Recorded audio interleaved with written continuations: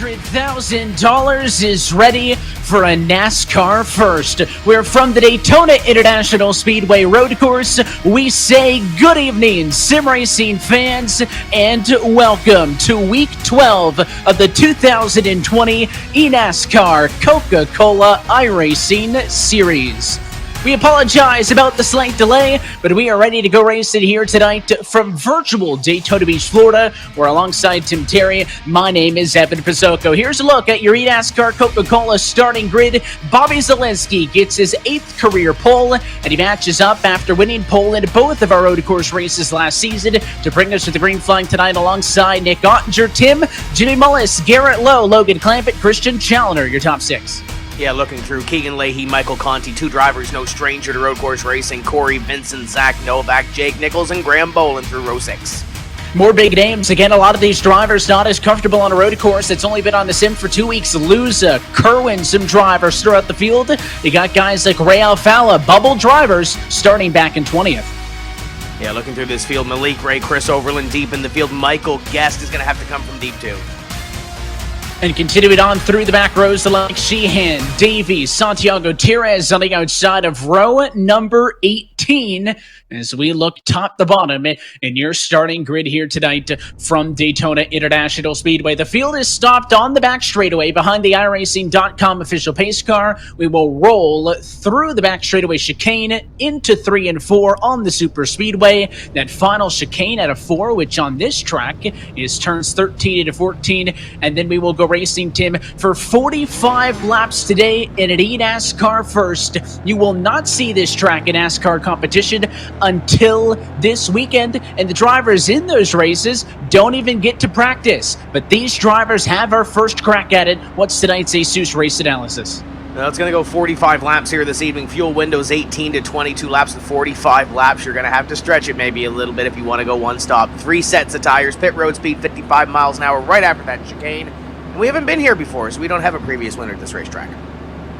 It's always fun to set some records for the first time. Of course, we'll be back here at Daytona in 2 weeks on the Super Speedway for round number 13 of this championship. But tonight, it is NASCAR's sanctioned debut of the Daytona Road Course. It just so happens to come in a virtual form here on the iRacing service. As always, though, on each Tuesday night, we're happy that you're with us, strapped into the virtual seat and along for the ride on the iRacing Esports Network. The front row of Bobby Zelensky and Nick Ottinger come through the chicane in turn 14, and the pace car dives to the safety of pit lane as we say, let's go road racing in Daytona for the first time.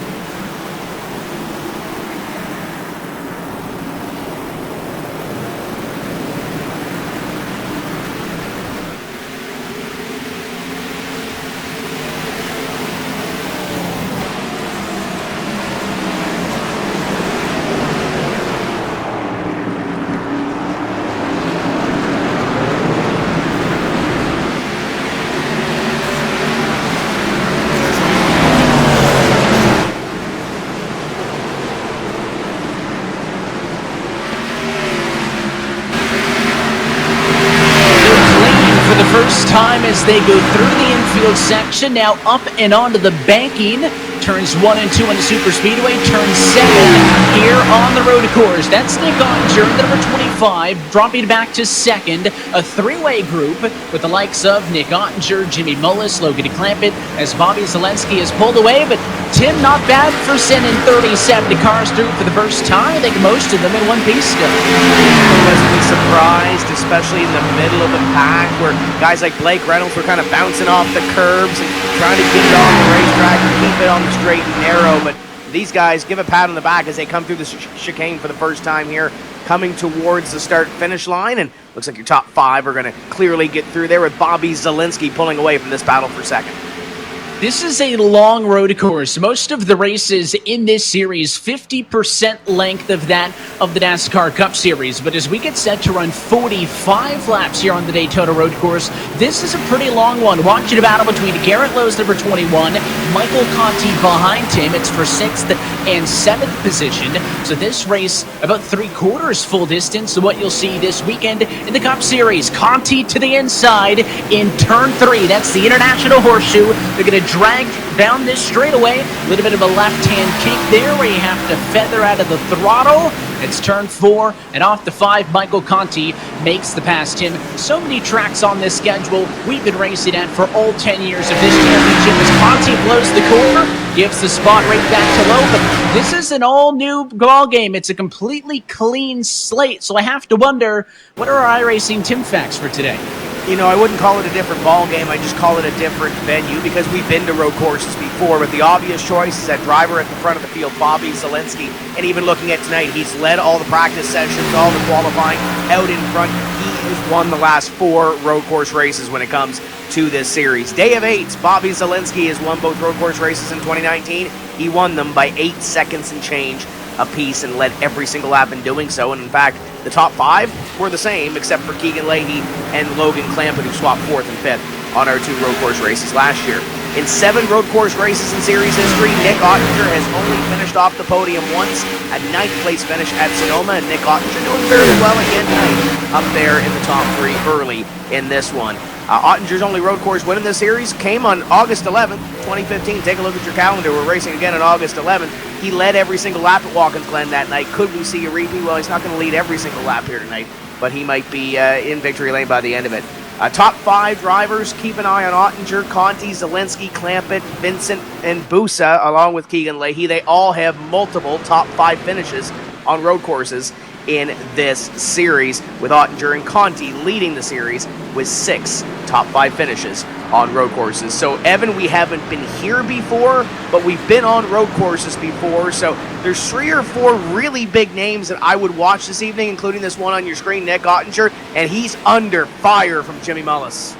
Yeah, Mullis is going to go to the outside. You can see the 25 locking him up just a little bit. Saw a bit of smoke off of those tires. Now Mullis looking back.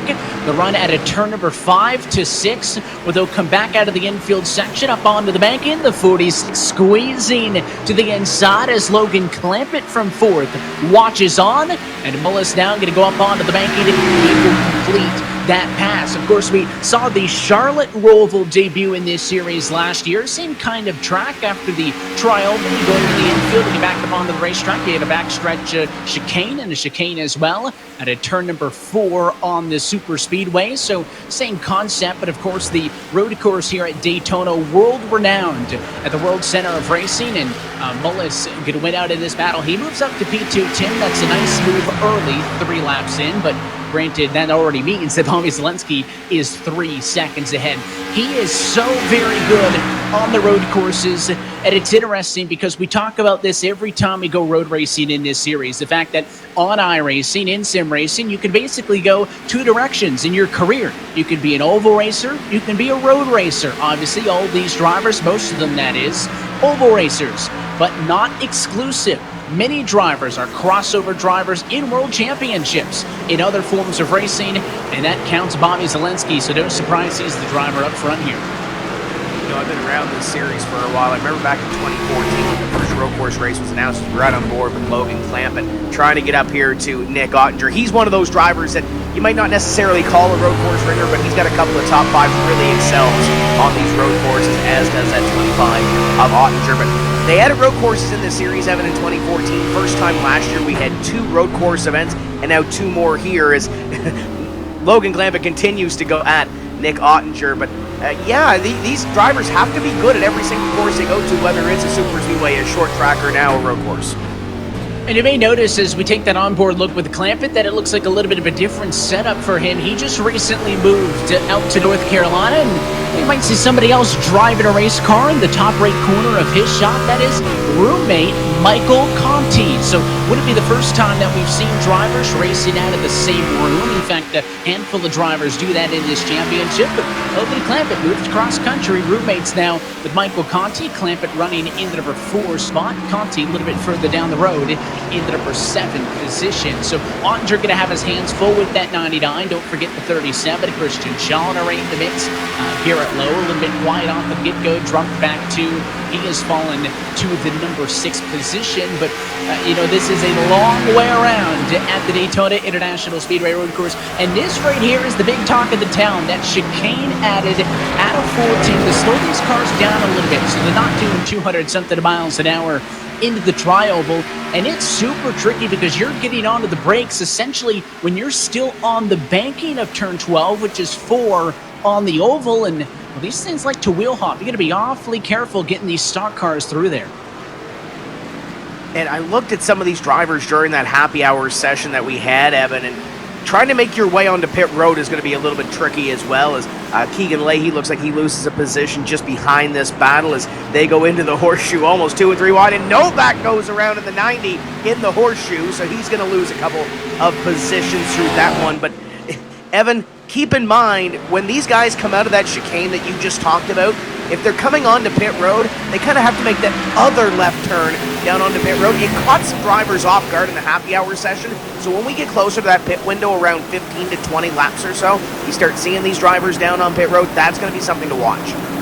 And it is guaranteed that it is going to be green flag pit service. Oftentimes in NASCAR road racing, some of the craziest moments come from the incidents that lead to late race restarts. Oftentimes, you're going to overtime. We've seen some great races at the Roval, at Watkins Glen, at Sonoma through the years. But Tim, in eNASCAR competition here on iRacing, there are no full course cautions in road racing events. So it doesn't matter if Zach Novak spins, as we'll get a second look at that incident that happened off into 3 and the International Horseshoe. It looks like it's going to be a battle in front of him. Corey, Vincent, Keegan Leahy check each other up just a little bit through the left to right turn 1 and 2, and missed a little bit too hard onto the brakes, spun that thing around, maybe a touch, but again, no yellow. So you have to strategize for 45 laps uninterrupted, and that's a big thing.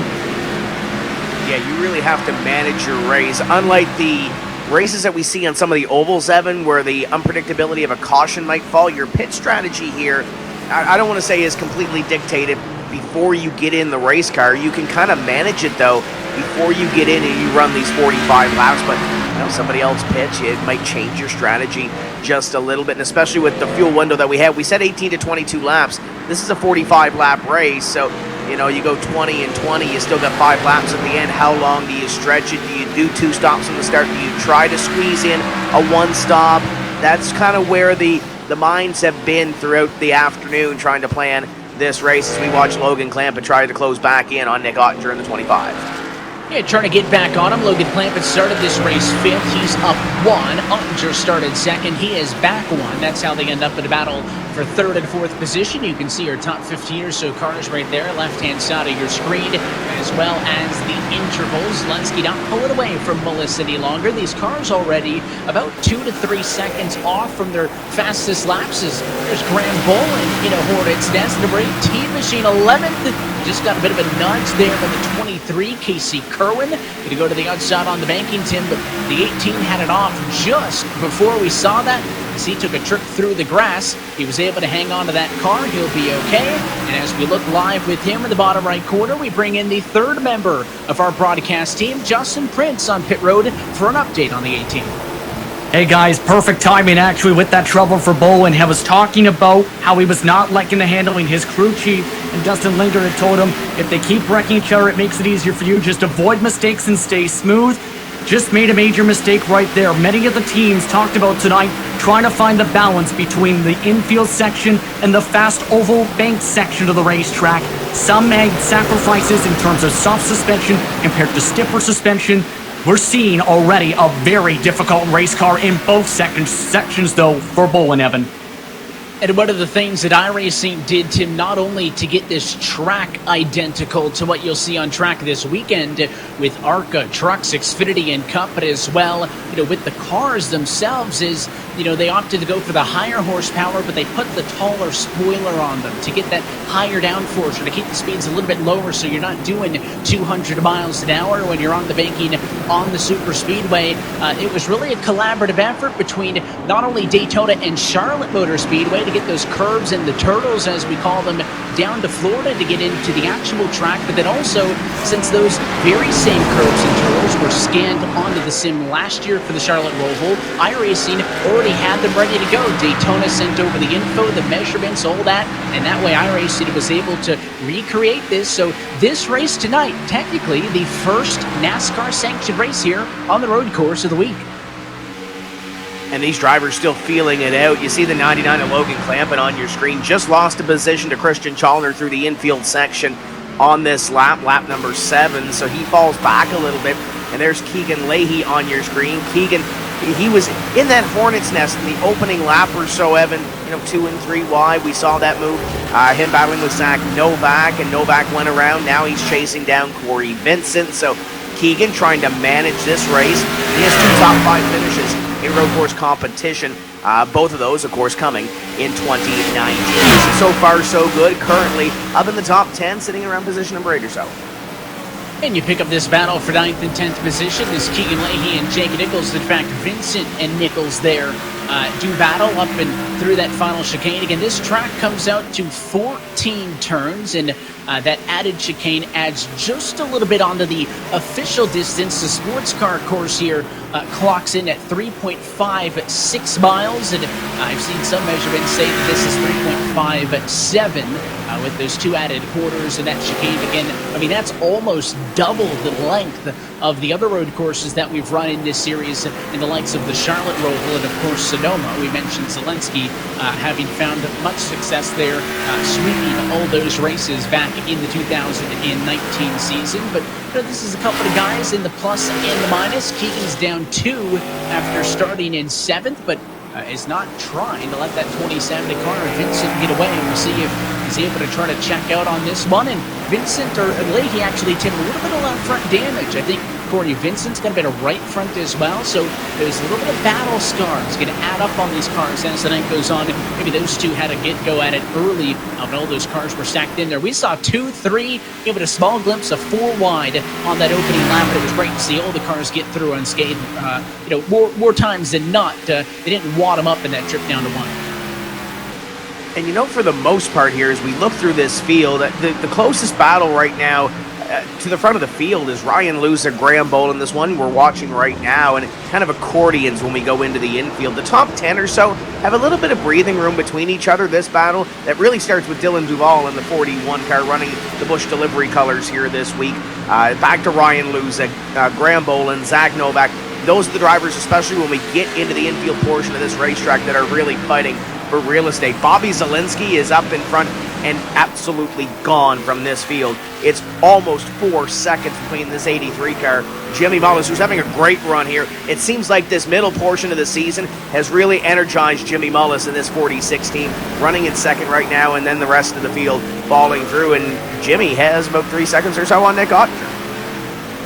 Yeah, he's done a very good job of trying to turn things around. Of course, is trying to get into the conversation to steal a playoff spot. Comes into this evening 11th in the points. Didn't have a good go at it in our last trip out, but still has an opportunity to turn things around. And it was Zelensky check it out. His best lap of the race was the best lap of the race out of anybody at the start of this. He put down a 1:47.835. His last lap, though, a 1:51.1. So they're already at that 3 seconds or so of fall off. I know Mullis a little bit further than that up the road of Mullis, I should say, for Zelensky, Tim. But those pit stops, again, my favorite thing about these races where we don't have full course yellows in road racing, where this thing is going to go all the way. And of course, you can do things on the sim that you can't necessarily do in real life. If there's a wrecked race car, we take a virtual tow to pit road. There's no safety risk there, and that's why we're able to do it, is the fact that you kind of talked about how we're on the bubble of, if you want to stretch it, maybe you go for one stopper, but too likely to be the call for most people. I mean, we've seen races race at Sonoma coming to mind,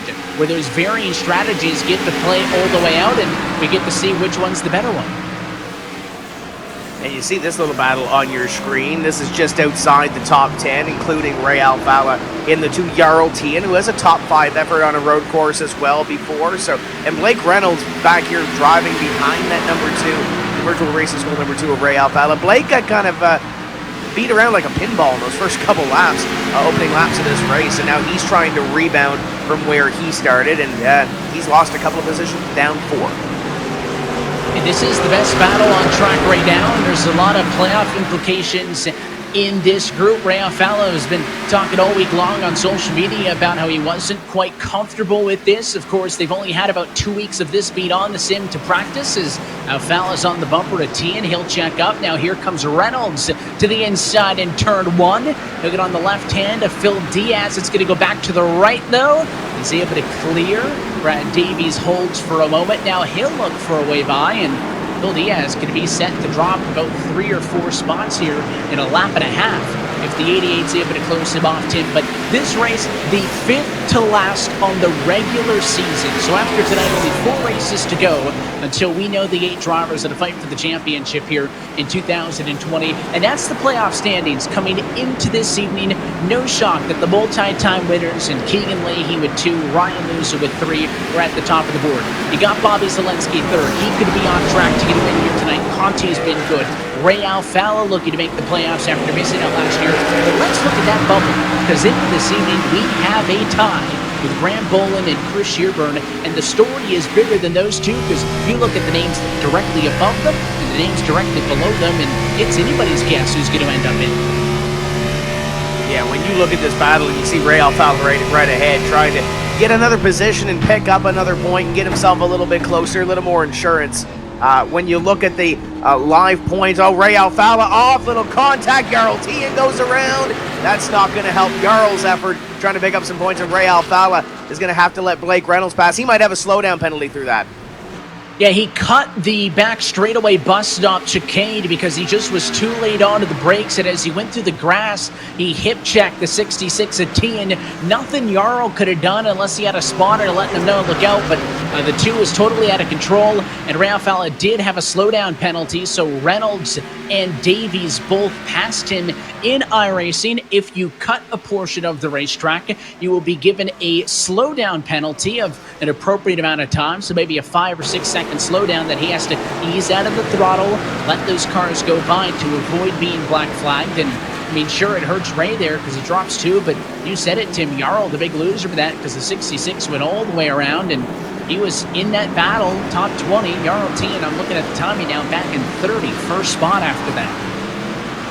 And Jarl has had some raw speed this season. Evan just really hasn't been able to close the deal on a couple of occasions. Comes into this event 32nd in the point standings, has a top 5 on a road course.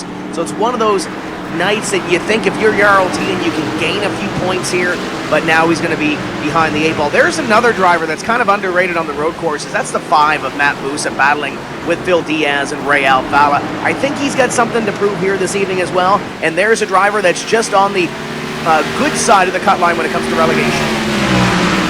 Get a second look at the incident there involving the 2 of Alfala and the 66 of Tien. Again, this is going to be coming off of turn 2 on the super speedway down to the bus stop on the backstretch, and you'll see the 2 just gets onto the brakes a little bit too late, gets sideways. He goes through the grass. At this point, though, he can't really hold on to it. And Jarl Tien, who had successfully made the bus stop, gets slammed.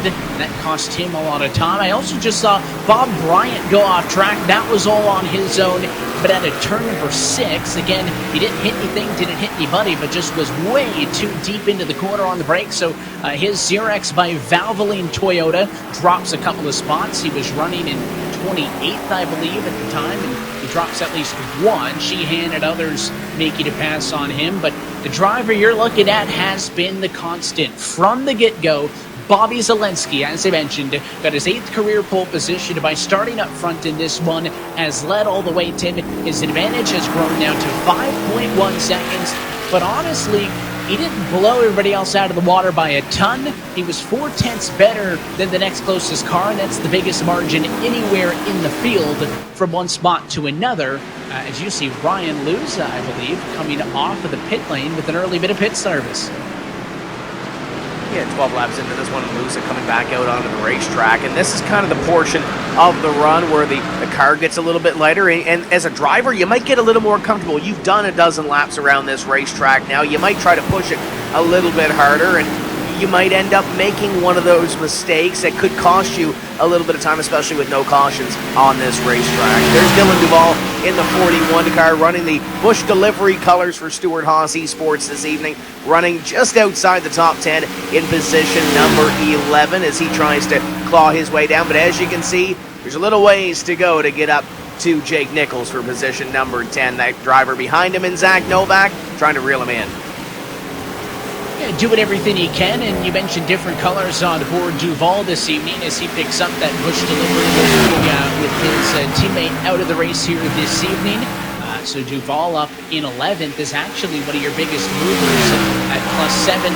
Brad Davies, an ex-driver I would highlight, started 34th, and he has rocketed to 15th in the running order. So we just took a look at the championship standings in the battle for the playoffs. But as we get through the end of the regular season and fight for the championship, there's another fight inside that fight, and that is the relegation. The top 20 drivers in the points at the end of the season stay in this series for next year. 21st on back, relegated to the eNASCAR iRacing Pro Series, where they will have to try to qualify back in. And Tim, the good news for these drivers is you can see that bubble, and I'll tell you what, there are some big names on the wrong side of P20. But, you know, there is a long way to go, and they don't have just the 5 races to go, including tonight. That's going to go all the way through the regular season. That's what the points look like coming into this evening. Let's take a look at the live relegation points, and keep in mind we're starting to see some pit stops, but here's how the points look right now around that bubble. Yeah, and it gets tight. You can see those drivers still moving back and forth in single-digit point counts.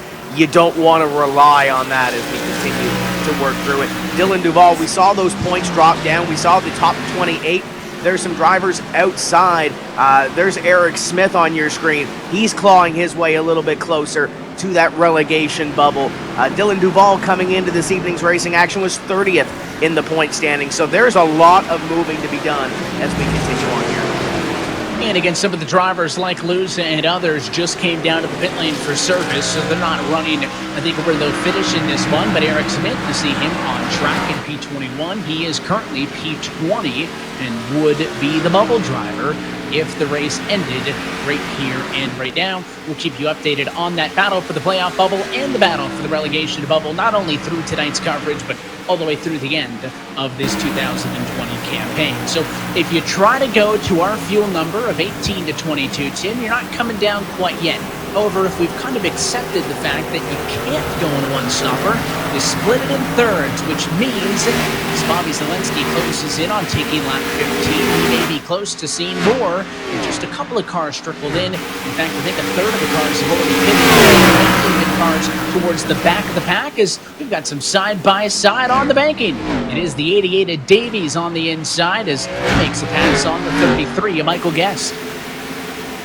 Yeah, some great racing action throughout the field. This is the middle portion of the field, the beneath number 33 of Michael Guest. He's had some good speed this season as well, looking to get a little bit closer towards victory lane, but he's got a long way to go here this evening as Davies will now work up on the 77 car of Brian as they continue to do battle here throughout this road course. You see a couple of drivers coming on and off pit road. There's Casey Kerman coming off the big win a couple of weeks ago, battling with Graham Boland as you ride on board, and that's not the racetrack. Yeah, I know Jim Beaver Esports does a lot of off-road stuff in the sim racing community, but it's not supposed to be with Eric J. Smith's Big Green Egg Ford Mustang, as he was way off and into the grass as he missed what was turn number 3. The International Horseshoe just got sideways. Very similar to what we saw to Novak early, except Smith was on the outside, off and into the grass, and Tim, honestly, an impressive save, because if you get into that grass and you overcook the corner, you don't have much more than maybe 15, 20 feet to a tire barrier or a fence, and oftentimes it is really tricky to hang on to that car. You're basically a passenger like driving on ice. Let's take a second look. It was all on his own. Take a look at this number 9 car coming into the horseshoe right there, and there it goes. It just gets sideways and slides off the racetrack. Does a great job keeping it away from those barriers, but gets it back on racetrack and still got one clean race car, and he'll resume the battle. Nick Ottinger, Christian Chalner, Logan Clamp, among those on pit road right now at the completion or the start of lap number 15. So pit road about to be a busy place. Yeah, you can see a lot of cars on the pit lane right now. We have Garrett Lowe, Logan Clampett, looks like Michael Conte, Corey Vincent, some of the drivers who are currently completing service. Matt Busa in the box, and you can see there's the duo of Conte and Vincent out of pit lane. That is a really thin pit lane exit, by the way. And with that concrete wall real close to you, you don't want to hit that. You don't also want to hit those yellow curbs on the left-hand side, or that'll do some serious damage. So it is treacherous, Tim. You talked about the challenge of getting into pit road off of the chicane. It's also equally challenging getting off of pit road in a big pack. And as we're in the middle of pit stops, we go back down to Justin. Hey guys, once again, Ray Alfalla just having his pit stop service. His team already talking about low fueling the car to try and affect the balance on this machine. Fairly comfortable outside of that. For other teams such as the Storehouse Racing Machines, they've been talking about tire conservation. Dylan Duvall told his crew chief he just wants to race at a pace that he's comfortable with, regardless of what the other drivers are doing, while others are trying to adjust their splitters and trying to make rear-end adjustments to try and get the splitter to stop hitting the track, specifically the 25 just up the road and a couple others. Lots of pit stop strategy, Evan, going on in different adjustments for the various different parts of the track. Yeah, and talking about Ray Alfalla, his VRS teammate Bobby Zelensky is in from the race lead. There's the Coca-Cola Energy Toyota for Richwood Raceway Esports of Jimmy Mullis down to the pit lane. Looks like more comers in this ton. Number 24 of Jake Nichols going to be in for service.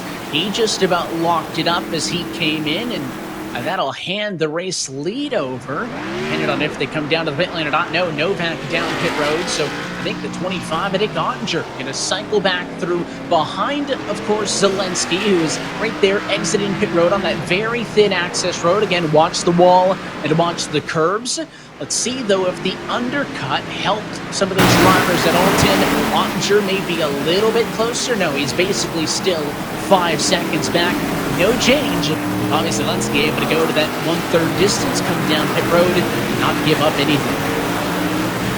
So the first hurdle has been cleared for Bobby Zelensky to try to take his 5th straight road course win in this series. He's got to get one more green flag pit stop in. He's got to manage the traffic, if there is any traffic, through the next few laps of this event. Jimmy Mullis doing a great job. I'm actually surprised with the way Jimmy is running. Usually we talk about those road course drivers like Zelensky, Conte, Ottinger. Jimmy Mullis doing a great job, and of course Nick Ottinger. We kind of expected Nick to be up here and battling for at least a podium position, and so far so good for this 25 car. So he's in a pretty good position. Let's take an onboard look here with Bobby Zelensky. That's off of the back as he goes through the bus stop at the back straightaway. And that's him on the bottom.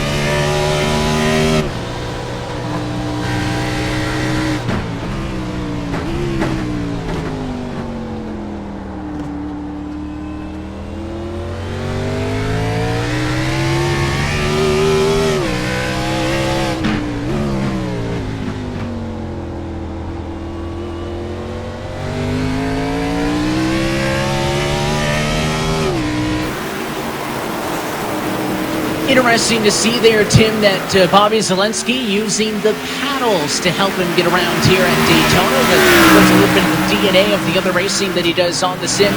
This is the fight for second. Nick Ottinger back ahead of Jimmy Mullis. They swap back out for second and third. They're back to where they were when they started this race. Again, Mullis made that pass a little bit earlier, with the 25 back to P2 for now. And we'll see what he can do here as this run rolls on. Jimmy Mullis chasing him in his tire tracks. Christian Chalner, Logan Clampett, your top five as we work around to complete the 17th lap, getting a little bit closer to halfway at this road course race in the 2020 season.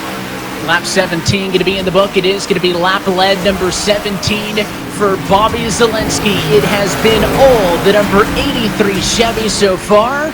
And we're just one pit stop away now for the end as we close in on halfway from the Daytona Road Course. You're watching the eNASCAR Coca-Cola iRacing Series on the iRacing Esports Network.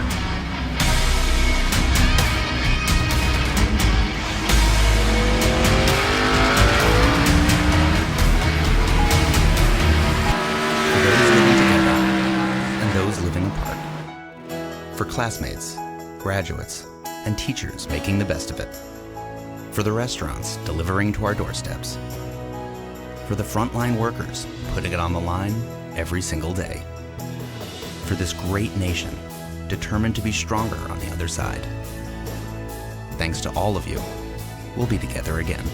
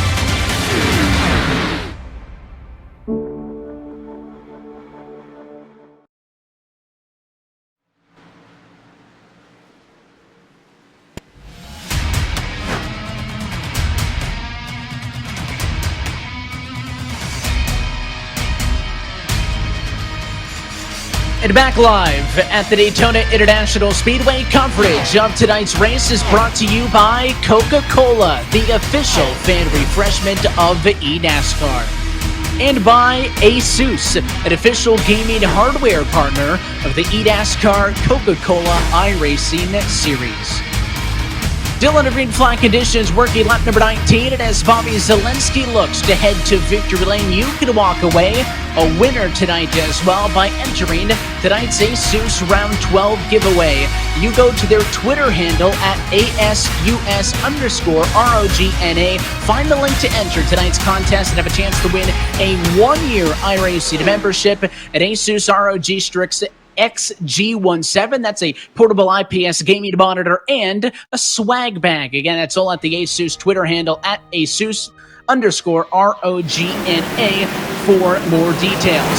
Tim Terry alongside myself, Evan Pasoko, and it's been a great race thus far. Tim, under the commercial break, Jimmy Mullis, you saw, made the pass on Nick Ottinger. He's back up to second, but we have been watching a great exchange here with the 18 machine and Graham Bolin in the middle of it, ahead of Brad Davies, who is a remarkable plus 18 from the start. A three-way battle with Casey Kerman as they both go on the outside.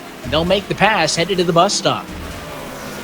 And now Casey Kerman will play a little bit of chase to Graham Bolin and Brad Davies. Davies, you mentioned that remarkable run up towards the front of this field, little sideways out of the bus stop, and going to allow Casey Kerman to try to get up there and try to make something happen, but Brad Davies falling off the back bumper with that little bit of a miscue, and now Graham Bolin pulls away as they come through the chicane, and they'll come by and complete lap number 19.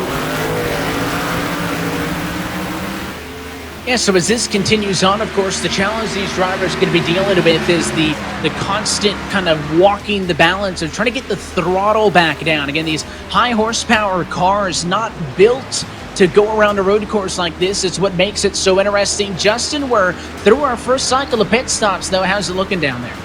Not good if you're Casey Kerwin, Evan. Just got word that machine has engine damage after hitting the turtles on lap 15. It's really hurting him in the bank section especially. That's why he's been struggling on speed the past few laps. His team telling him to keep calm at this moment with how that car is running and losing time. A 1:53.680 last time by. Zach Novak also with damage. He's also saying, though, he is not worried about his damage after his contact earlier. So a tough break, Tim, for your race winner from 2 weeks ago. Casey got his first win in 2020 at Michigan, which means that both of the Denny Hamlin racing cars now with trips to victory late on the year. But, I mean, Casey had been up from the start, and you don't see the front-end damage, so it was kind of that damage underneath the car by going over the turtles that hurt him. Casey's win rocketed him up 8 spots in the points. He was a relegation bubble driver last week, coming into tonight up to 13th within striking distance of maybe a long shot for the playoffs, and a damaged race car early here is not going to help. No, it's not, as you're right on board with Casey Kerwin through the bus stop and on to NASCAR 3, but when you look at the way this race is breaking down, you're trying to manage it. If you're Casey Kerwin, you're sitting back there at about 16th place or so. If you can do what you can and try to salvage a top 20, a top 25. It's not going to hurt you as much as he comes by this time to complete lap number 20. The battle in front of him, as you can see, is pulling away. Brad Davies has caught the 18 of Graham Boland once again. Battle for position number 14. It's for Casey Kerwin and for anybody that might be struggling a little bit and maybe thinking points in the back of your mind. It's now time to try to salvage what you can get and try to manage it. Don't make any more mistakes. Don't mess up this final pit stop that you're going to have later on, and just have what you have to the end of the race.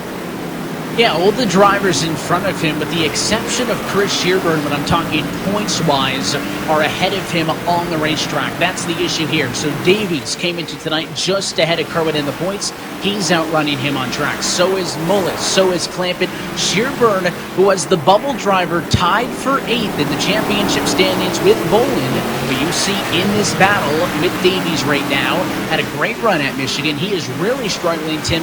One of those drivers who is just trying to limit the damage here. The 36 is running in 25th position right now.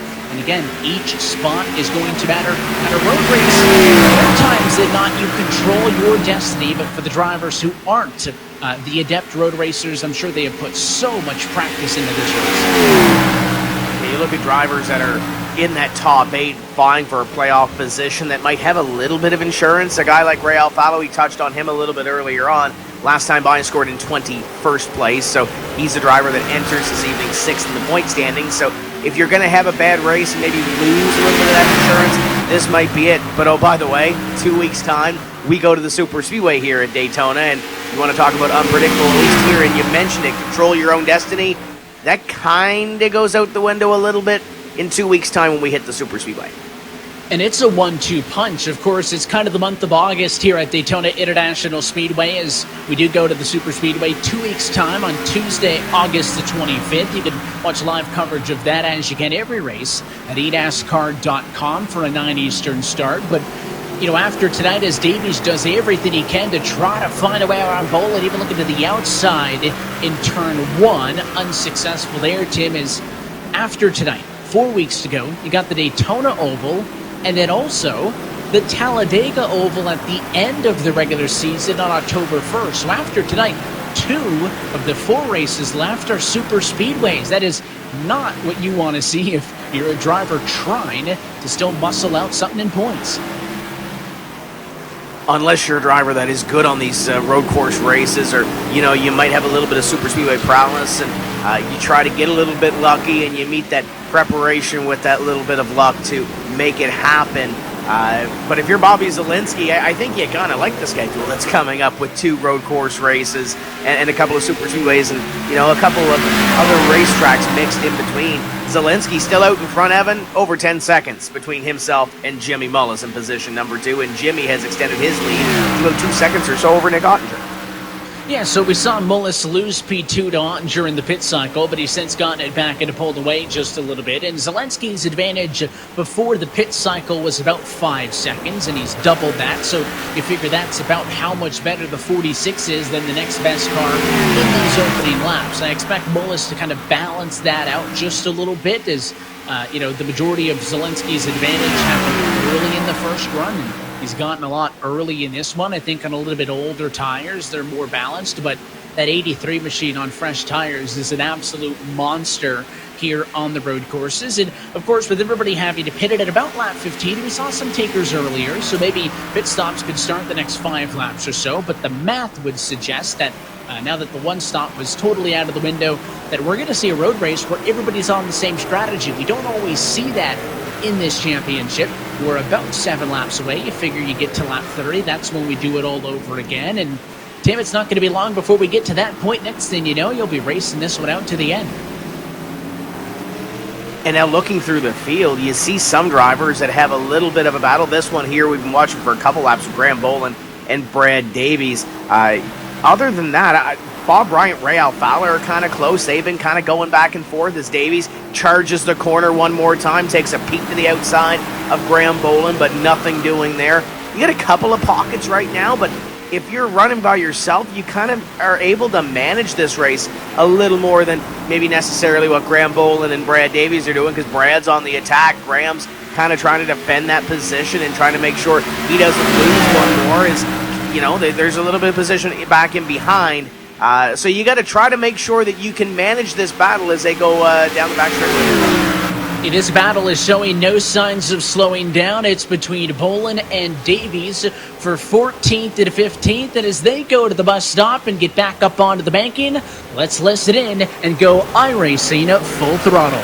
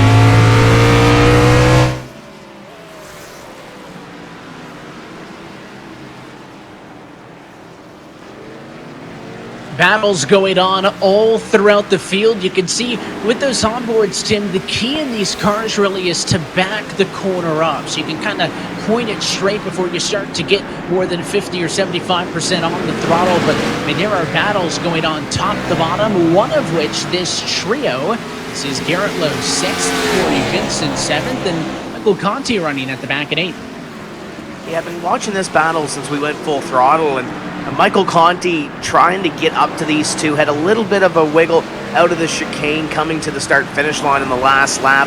The 21 of Garrett Lowe doing a great job, as is Corey Vincent. Vincent's got a couple of top 5 finishes as well in this series. And Justin, what do you got down here on pit road? With this fight you see on screen, the team has been strategizing for the past couple laps a way to get around the 21, feeling like they're being held up just a little bit.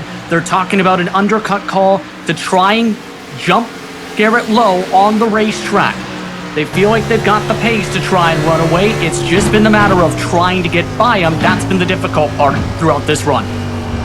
Well, Tim, we saw that undercut work, but Nick Dottinger initially took P2 back for bullets. It's because he pitted one lap earlier and it worked out for so long. And I think if you're going to try it on this second run, you really have to here. You got a couple of laps you can play with on the run because you can go about 20, 22 laps or so on the fuel. So if you really wanted to stretch it. So on this second half, with most of these drivers pitting around lap number 15, if you're going to try something, this is probably the opportunity to do so. We talked about Matt Busa earlier. Busa going to pick up one more spot on Casey Kerwin.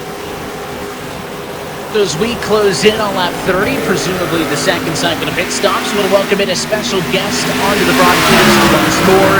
You know him as the Daytona 500 champion crew chief, a NASCAR and NBC analyst, but we know him as the owner of Letarte Esports. Steve Letarte joining us once more on the broadcast. Steve, thanks for your time.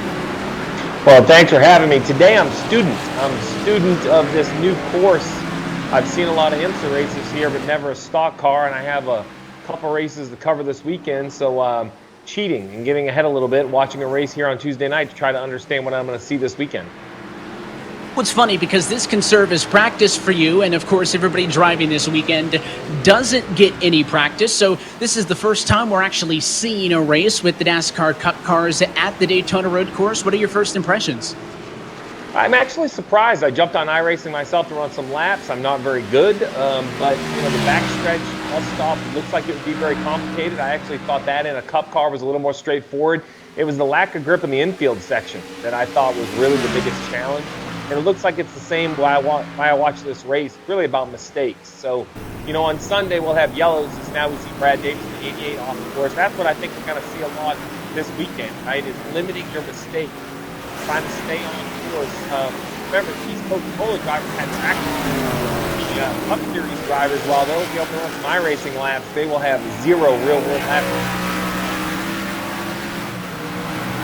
Yeah, these guys have had about 2 weeks, I think, since this course got scanned onto the iRacing service. I'm sure a lot of the people racing this weekend may be using their manufacturer sims or hopping onto an iRacing session. I saw Brad Keselowski in a session earlier this week on the sim as we see Corey Vincent go for the undercut on pit stops at lap 7. What are your thoughts on the lack thereof practice for everybody racing this weekend?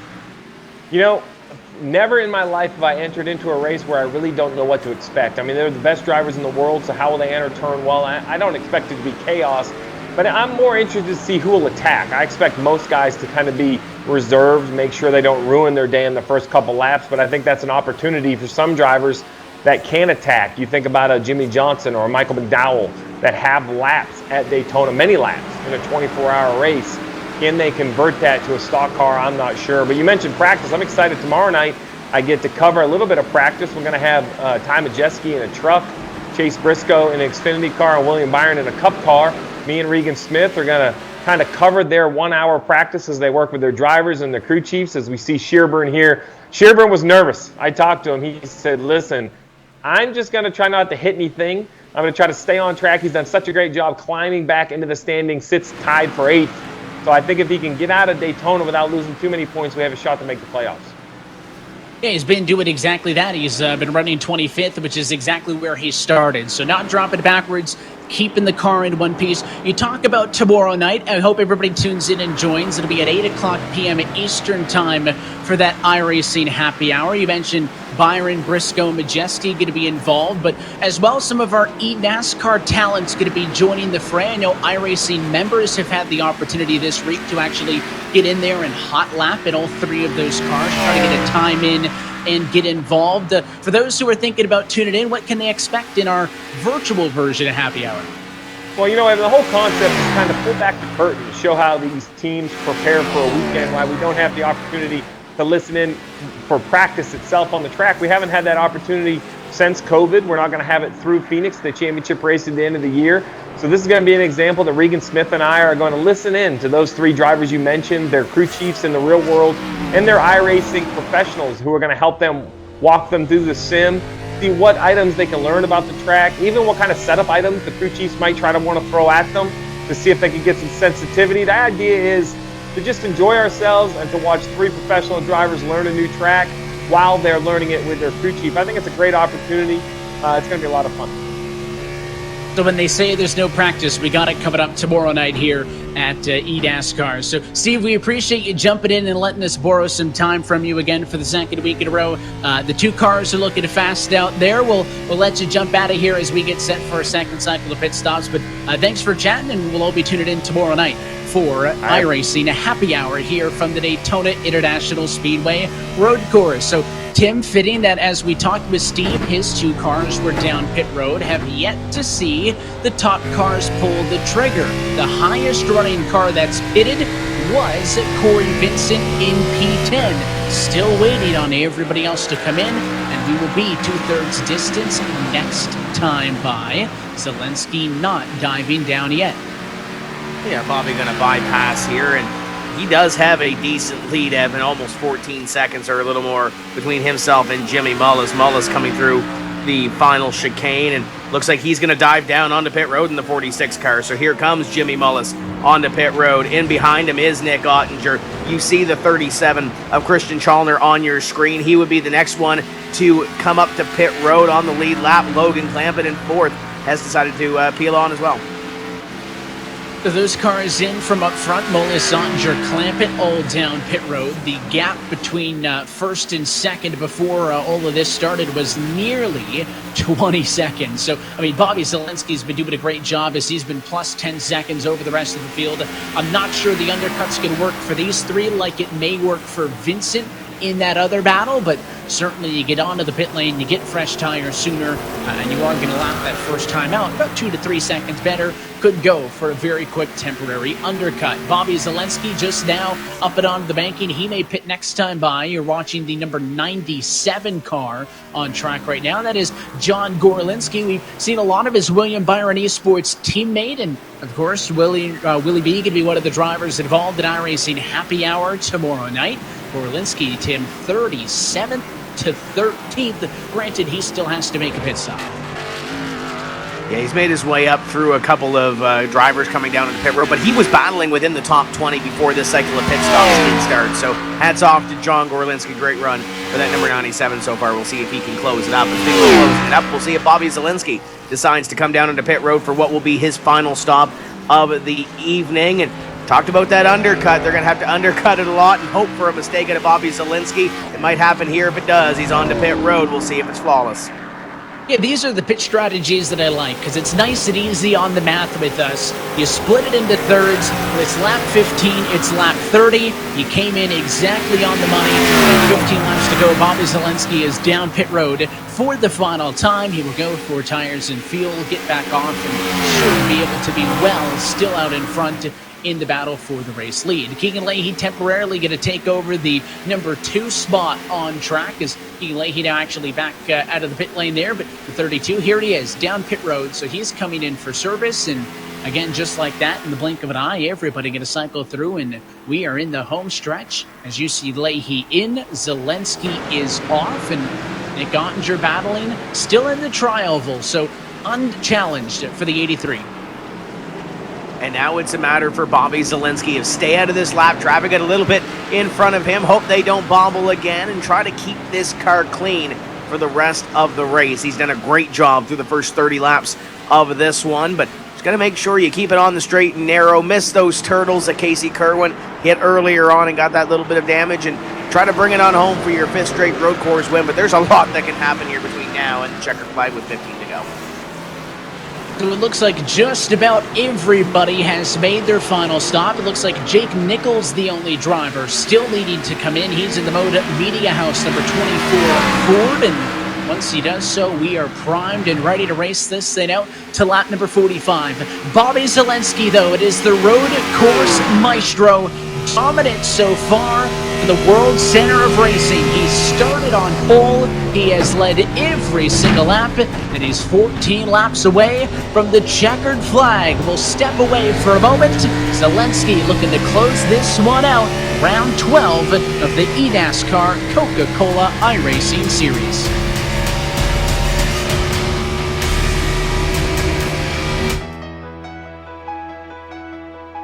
For those living together and those living apart.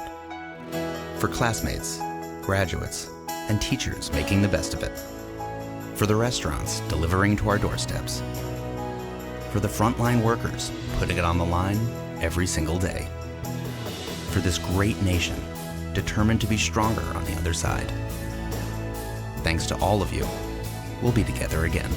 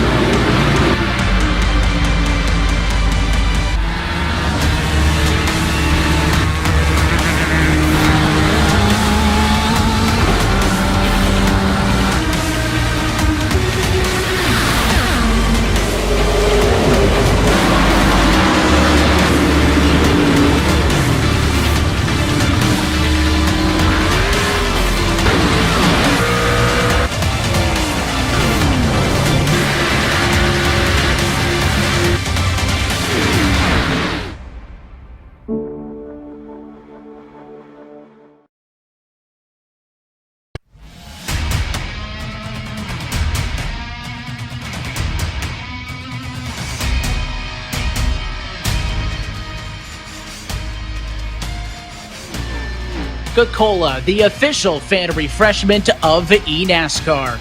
And by Asus, an official gaming hardware partner of the eNASCAR Coca-Cola iRacing Series.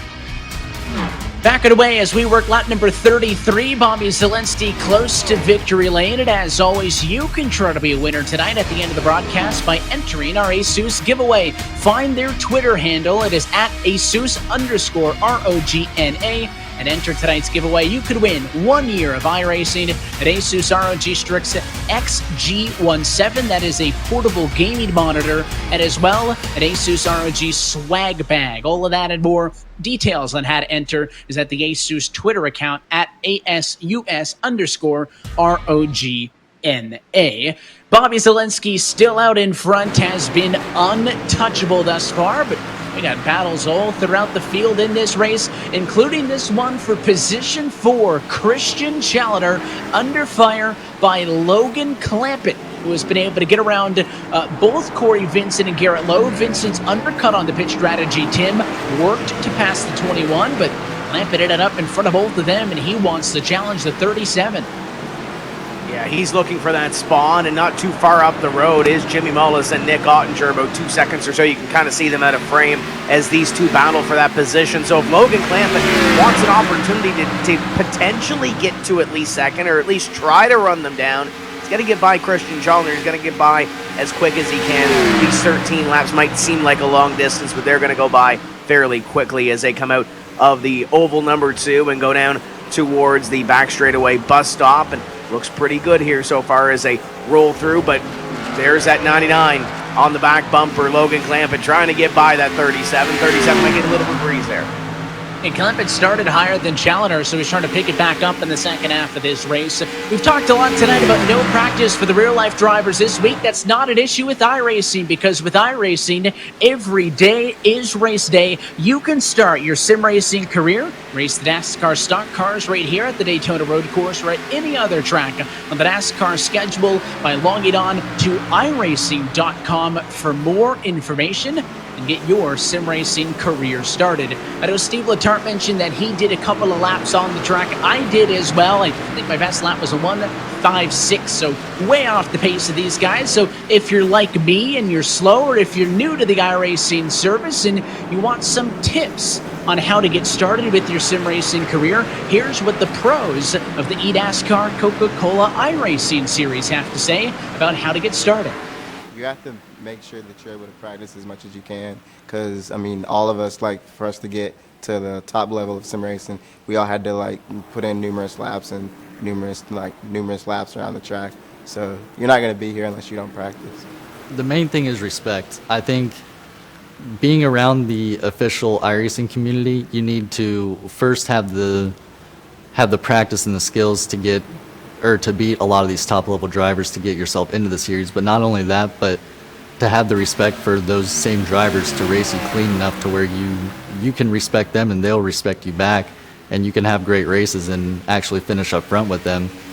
And the contrary to that would be to not do that, and people would just race you really dirty, and it's a lot harder to get where you need to be when you don't have the respect from your peers. I would tell them to never give up hope. I mean, the sim is always evolving, the racing is always evolving, and there's a lot of different names that kind of come and go through the years. And I just figure if it's something you really want to do, if you put your heart to it, being the race car driver, and then if you have that much time and dedication, eventually you're going to find the right people to work with. And if you have the right people behind you and you want to do it behind the wheel, anything's possible. So my advice is just never give up. I would say the best thing you can do to start out is race in the fixed setup series. I know obviously people like to talk about open setup and how that's kind of where all the fast guys are at, but really if you start out in fixed, and if you can win in the highest levels of fixed, then that's probably the time you want to consider going into open. And then if you can handle yourself in open, you'll probably get picked up by a team, and from there it's not easy, it's never easy, but then you'll give yourself the best chance of getting through to the series. And you got to remember that it's a points game, especially for the qualifiers. When you get to the actual World Championship, obviously race wins and stuff are cool, but it's always a points game. I think patience is a huge key. You have to really take your time, and you can't just rush everything and expect to make it in 1 year. It's going to take you a few years. You also kind of have to build your reputation in the overall world of iRacing. People aren't necessarily going to let you join their team or really involve you if they don't know who you are. We're all a very tight-knit group of people that like to keep it small. A lot of us do, and we all care about each other in the end of the day, even though we might talk smack here and there. That's what the best have to say, as it has been a long journey for many of them to get into this championship. And Tim, for some of the veterans, I mean, this was a very different landscape when they first qualified for this eNASCAR Coca-Cola iRacing series. Of course, now in its 10th season, the competition has gone way up. The prize money has gone way up through the years, and probably has never been more competitive than it is today. And that goes back to the conversation we talked about relegation. The bottom 20 drivers are not locked into this next year. That means that it opens up the door every single season for new talent to come in. Logan Clampett charging corner number one, almost had that run on the 37 of Christian Chalmers. We continue to watch this battle. They work around Eric Smith through the horseshoe and coming out and down through the other half of this infield section. But yeah, I agree with you, Evan. You see some of those drivers that come through the iRacing Pro Series or the qualification round to get in to this Coca-Cola iRacing series, and you see some familiar faces go down, do well, come back up. We mentioned Ray last year having to go back down and now having his rebound season, but guys like Bob Bryant, John Gorlinski, who have been around this sport for a while, Steve Sheehan being another one of them that either took a hiatus or it took a little while to get them up to this series. It's great to see those familiar names for some of us old folks that have been around for a little while, and really starting to see them back up. Chris Shearburn being another one of them, and then seeing the new talents, guys like Graham Boland making their way up and having success in this series. A couple of years ago it was guys like Ryan Luza,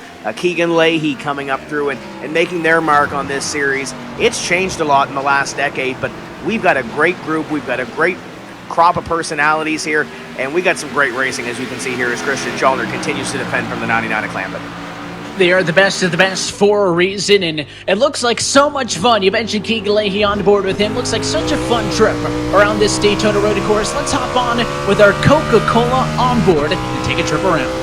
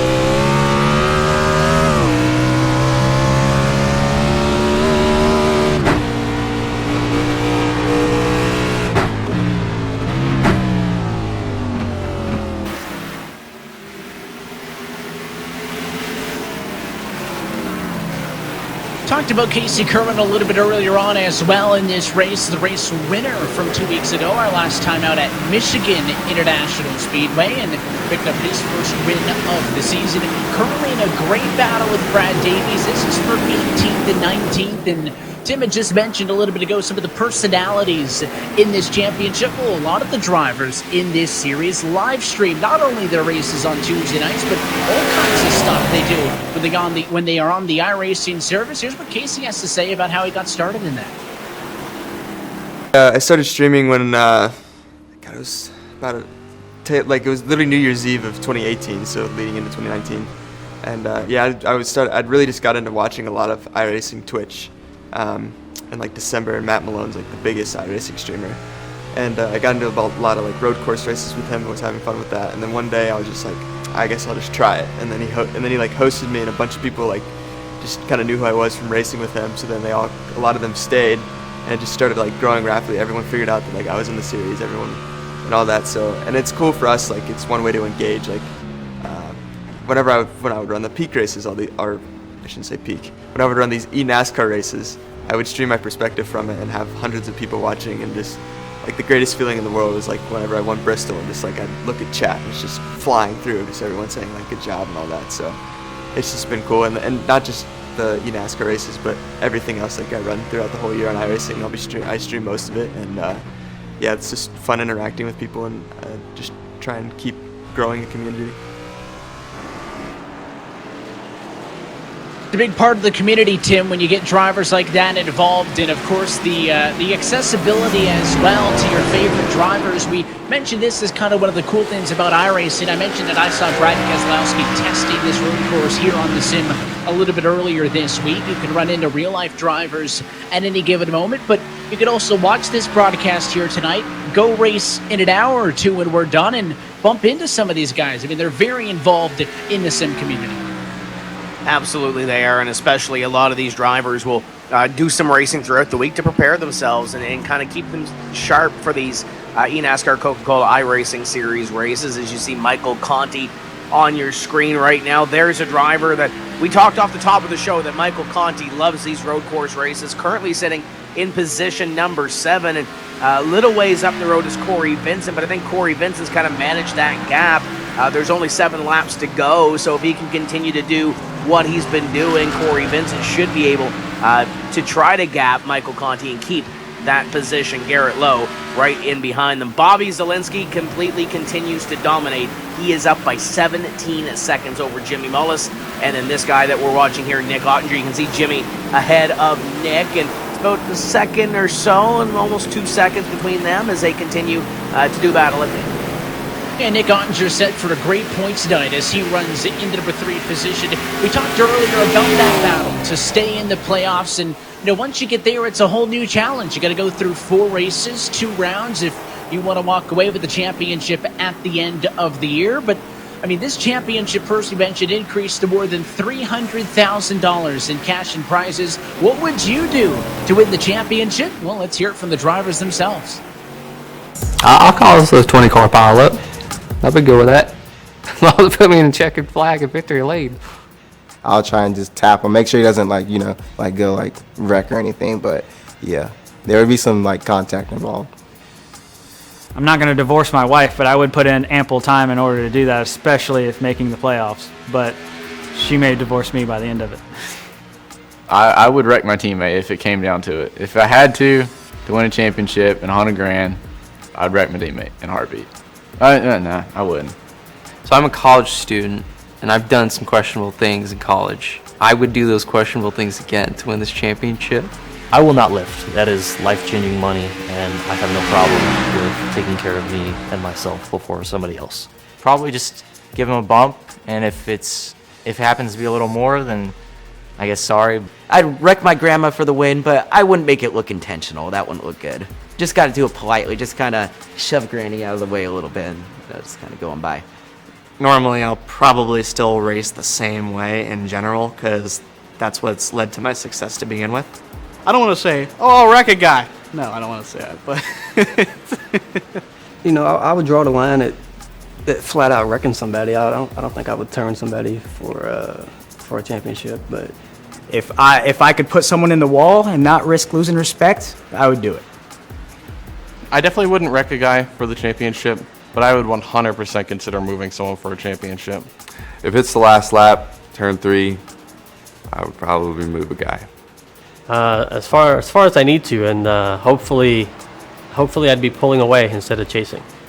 I would give it 110%, and I may have to move someone out of the way. I go a long ways. Keegan didn't wreck Novak for the championship last year, but if it was me, there would have been contact for sure. I'd wreck my grandma for the championship for sure. I need to win one. I need validation. I find it funny, the varied answers there. A lot of people referencing that thrilling finish we saw last year where we saw clean between Leahy and Novak to the end. A lot of grandma references as well. So in that case, clean though. We've seen some races this year end with contact. So it depends on who's behind the wheel of the virtual car behind you. This time by Zelensky with 5 laps to go. Back down pit road with Justin.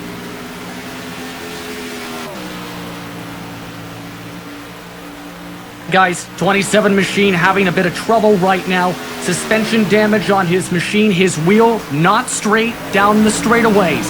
That 27 machine has been showing still some speed for the time being, but it's slowly been dropping back with the suspension trouble. Back into the grouping you see on screen for 7th and 8th as well with Conte and Lowe. So Vincent trying to hold on for the final 5 laps.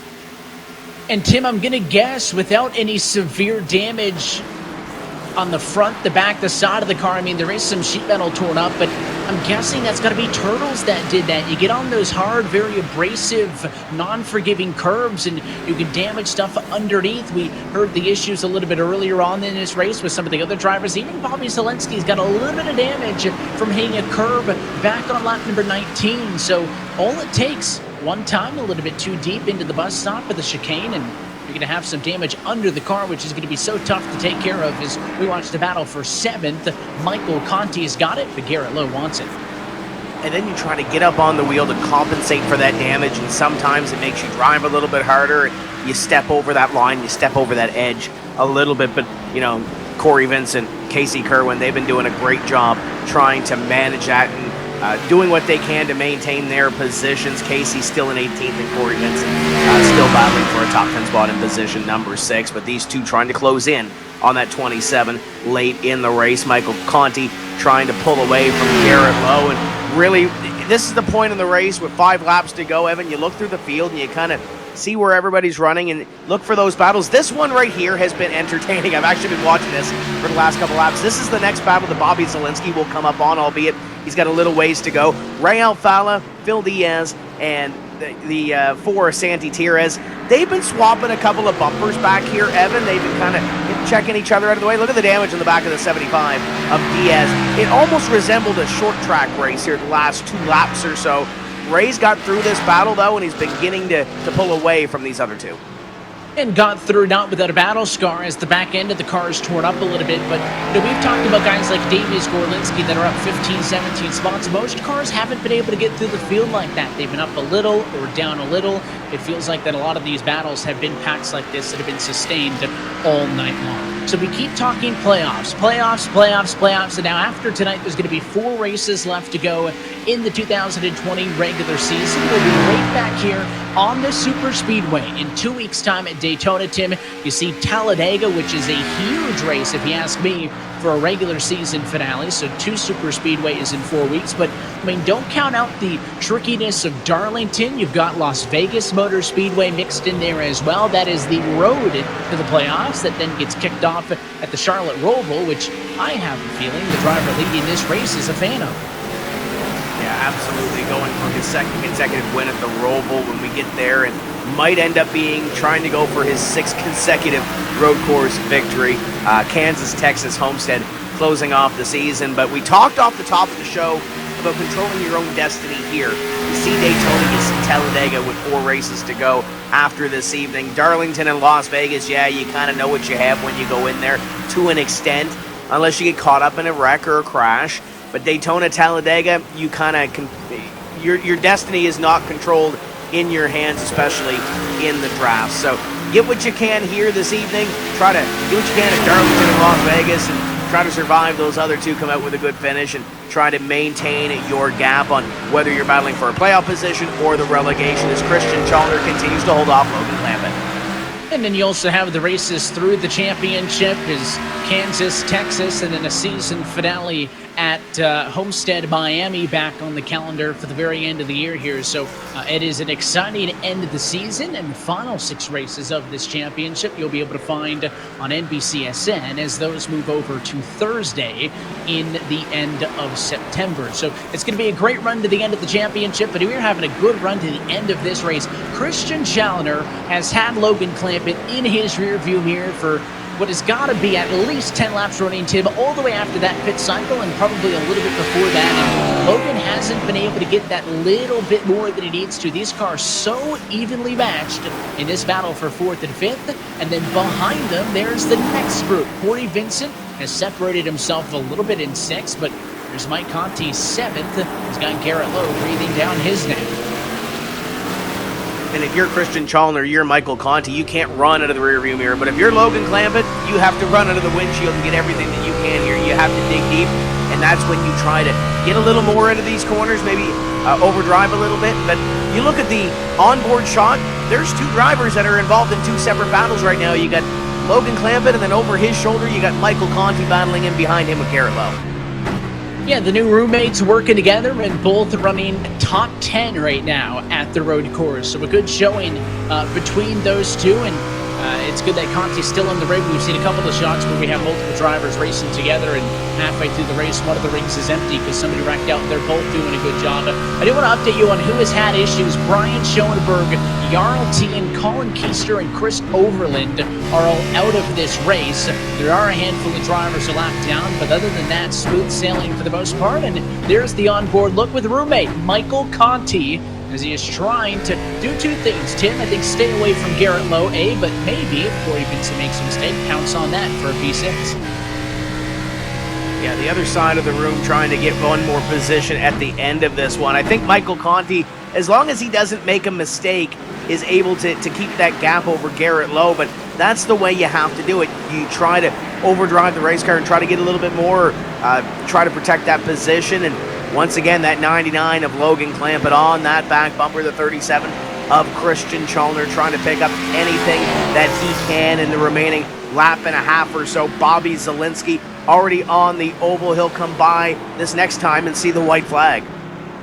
Yeah, last lap going to be this next time by, and it is about with that 1:51 second lap times, about 3 minutes away from this race coming to an end. Of course, everybody else going to have to go all the way around still, so a lot can happen. You would like to think that if you've been like Challoner, if you've been like Clampett, and gone 44 laps thus far, basically picture perfect.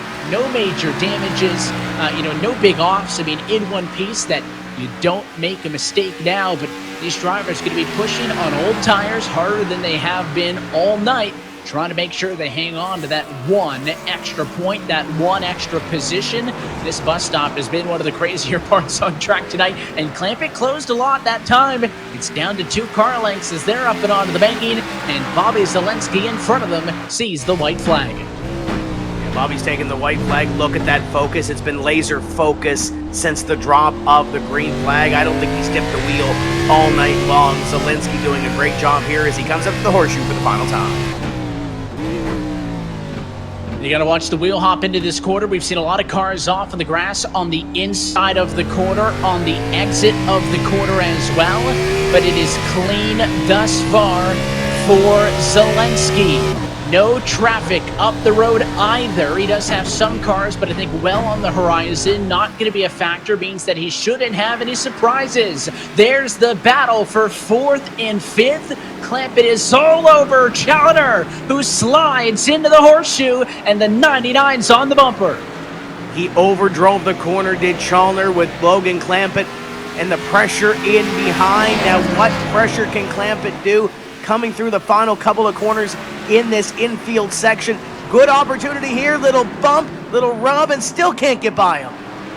Still can't make the final move as they run out of time. They'll come back through now the left-hander in turn 6 onto the oval, and they'll have 2 sets of chicanes to figure this one out. But up the road, Bobby Zelensky is out of the bus stop for the final time, keeping it loose on the onboard as he'll have to get through one final chicane and continue his road course dominance with a 5th straight road course win in the eNASCAR Coca-Cola iRacing Series. With a slide-first style, Zelensky dominates and wins at the Daytona Road Course. It's another win for Bobby Zelensky, and look at this battle for 4th coming into the final couple of corners. Keep in mind, you got that chicane to still navigate your way through. We should come off NASCAR 4, Christian Challoner trying to take it. Look at Logan Clampett, dove it in, but not going to be enough. It's going to be Christian Challoner coming away with the position. Clampett's going to give it a go. He's not going to get there, and there's Michael Conte and Garrett Lowe. Lowe's close. To the outside, side by side, as Conte goes to the bottom to hang on for 7th and 8th. There's no double yellow rule when you're road course racing, so Conte went to the bottom, tried to protect, and he wins out in the battle for 7th and 8th, and still get about half the field coming across the line, but it looks like everybody else spread out enough that there shouldn't be any changes, barring a little bit of a curb trip in that final chicane. We saw how aggressive Logan Clampett was, Tim.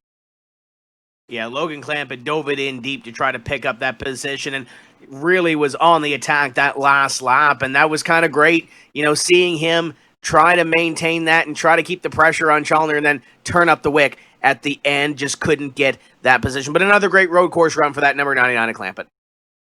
And what a win for Bobby Zelensky up front. His spotter said over the radio, well, that was an extremely easy job for me, as this will mark 5 straight wins on road in this series. And we talk about being a prone to multiple disciplines. Zelensky, the definition of that. Let's relive, though, this battle for 4th. This was on board with Logan Clampett, white flag left. There's a couple of times here where Logan really attacks the corner. Evan gets to the back bumper, and Christian Challoner gets a little bit sideways. It's almost like he was mirror driving just a little bit, knowing he was back there. Right there, just gets into him a little bit, just to rattle the cage a little bit and try to throw him off his game. But Christian Challoner was ice cold through the final couple of corners in this infield section and back up onto the oval. Yeah, oh so good. That's where the 37 was able to pull. And I think if Logan Clampett was a little bit closer, maybe he goes to put a bumper on him into the bus stop or into the chicane, but Challoner was able to open it up safe enough to the point where he was not in contention by the time they got down into that final chicane. And you saw Clampett eat up all the curbs, didn't care about the turtles, just tried to do it. But Challoner wins out in the battle for 4th and 5th. Conte beat out Garrett Lowe in the battle for 7th and 8th. And Bobby Zelensky is doing some burnouts because he's your race winner tonight from the Daytona International Speedway. Let's take a look at your race results in this one. Margin of victory, 18 plus seconds. Say no more. I think it speaks for itself. Great battle. Jimmy Mullis and Nick Ottinger had back and forth as Mullis does end up claiming P2 ahead of Ottinger in 3rd. Of course, we saw Challoner and Clampett 4th, 5th, Corey Vincent, Michael Conte, Garrett Lowe, Keegan Leahy, and a top 10 for the defending champion Zach Novak. That'll be big points for him. Yeah, Zach Novak had that off early in the race, so great to see him rebound to a top 10 run. Jake Nichols, Dylan Duvall, Ryan Luza, Graham Boland, those guys battled hard in the middle portion of this race, coming home with top 15 finishes along with Blake Reynolds, Bob Bryant, Matt Busa, Brad Davies, Casey Kerwin, getting that 19th place finish after having that damage early, and John Gorlinski finishing in the top 20. Continuing on through, you got guys through P26 who are on the lead lap. The likes of Lyon, Cook, Shearburn, Alfala, Diaz, and Tires. And then you mentioned a couple of drivers were a lap down, and a handful of drivers actually finished this race down and off of the lead lap. Let's talk, though, down at virtual victory lane with Bobby Zelensky, who continues his road course domination with a race win here tonight at the Daytona Road Course. Bobby, congratulations on the win. I know this is the expectation coming into a road race in this championship, but what was it like learning an all new track? And, did it prevent any unique challenges for you compared to the other ones that we go to? And you saw one of them in the race, you might have noticed. I took the chicane, the final chicane, a lot different than most people, but it's pretty dangerous because you can easily damage your car. So I didn't do it a whole lot. But just stuff like that, like you're able to learn something like that before the rest of the field. It's a definite advantage. I'm happy we went here instead of Watkins Glen just because it was a new track that we all had to go to, and I know like guys like Conte, Ottinger are killers at the Glen, and I would almost have to be playing catch up there. Not saying I don't want to go to the Glen, but those are just kind of my reasons for that. But, what a team I'm on, VRS Coanda SimSport. I mean, I'm lucky to be on this team, and just fortunate to had a clean race too. Yeah, it was a good night out, and real no major incidents up front throughout. And the pitch strategy played out also. You're 3rd in the championship coming into this evening. The win doesn't give you much extra. We kind of know that you're in that big 3, big 4, if you would, of our championship contenders. So as we get close to the end of the year, a couple of super speedways, including back here on the Oval in 2 weeks.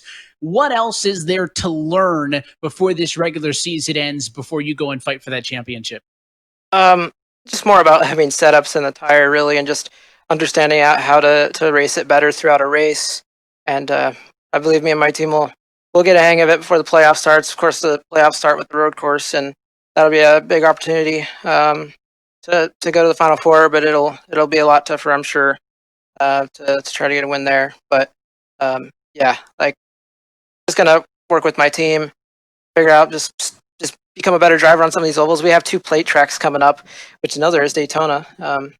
Really happy to win at Daytona, but unfortunately, it's not what you would think on the oval. But that's not unfortunate at all. But we're gonna just keep pushing. We got to get better. We know that, but we're doing pretty good. And more than good here tonight in the road course race as you get your 5th straight on road and your first win in 2020. So that is your race winner, Bobby Zelensky. I'll pass things down the line to Tim Terry, who's chatted with P2 tonight. That's the 46 of Jimmy Mullis. Tim, we talked about points implications. Huge night here for the 46 team.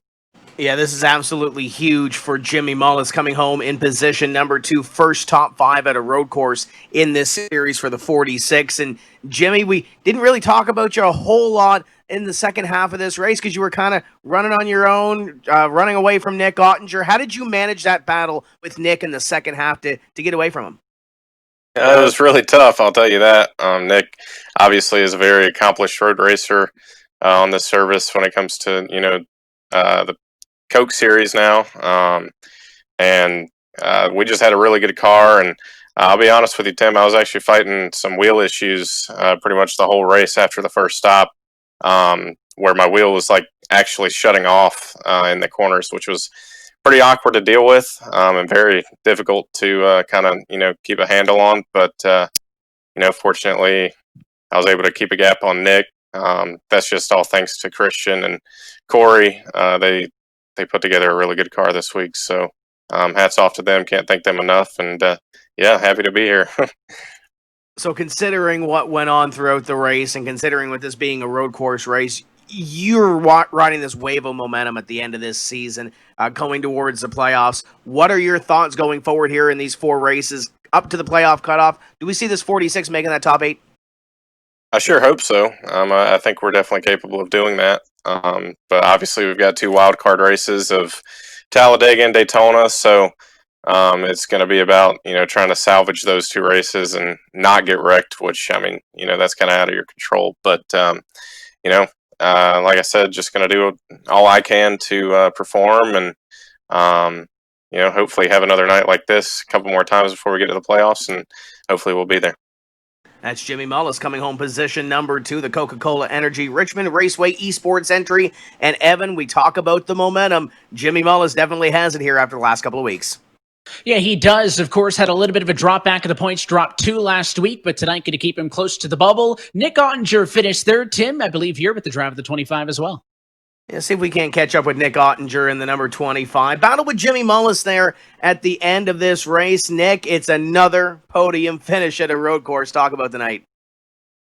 I'm pretty much sweating from head to toe here. I mean, that was a hard battle with Jimmy and even Christian at times.